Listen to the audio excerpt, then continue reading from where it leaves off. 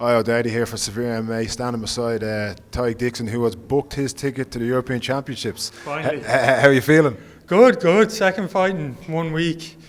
Second wins, one decision, one submission, so can't be any happier than that. Two really good opponents as well. Which one would you rather, the submission or to go to decision and to have that extra ring time?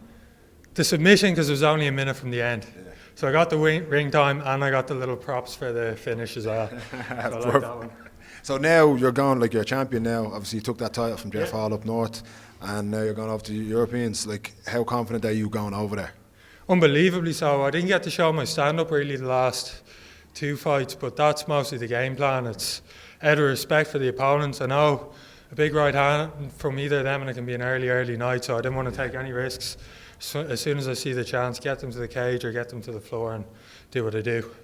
And like, I know you've taken some time off because of the sickness, the Meckel's diverticulum. I was reading up on it. Yeah. Like, when I was finding more information on it, everyone kept saying, "Oh, it's the Brock Lesnar disease." Yeah, it's similar. But it sounds like you had it worse than him. Well, yeah. What Brock Lesnar had is it burns a hole into your colon.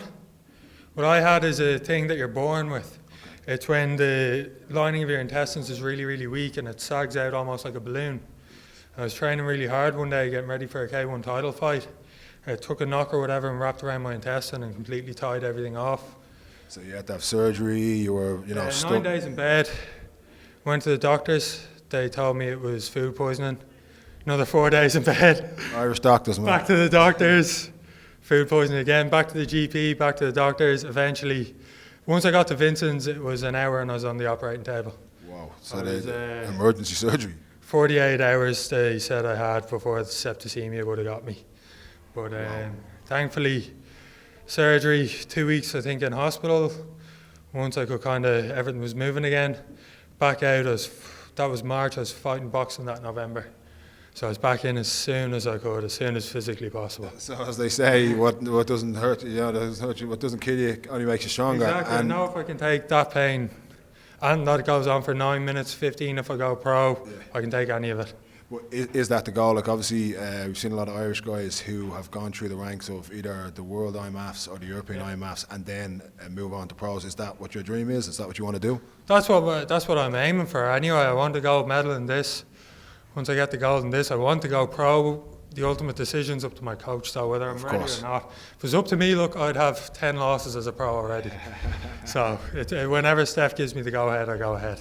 And we were speaking to Colin before as well, and he was saying that if he can, he'd like to get a fight in before that as well. Do you think you might be the same, or you're going to take some time off? Well, I'm definitely taking the next day or two off. Me, Mazzoni's, Domino's, and Pizza Hut have a bit of a date lined up after the last 3 months. Brilliant, I love it.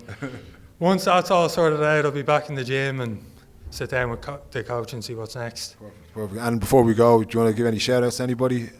Yeah, the lads in work for covering my shifts while I trained. Thank you, boys. It was worth it, because if you lost, they would have been mad as hell. I'll be fired. All right, look, thank you so much. Can't wait to see you on the IMAFs. Thanks, Al. Can't wait to see your next fight as well. Thank you very much.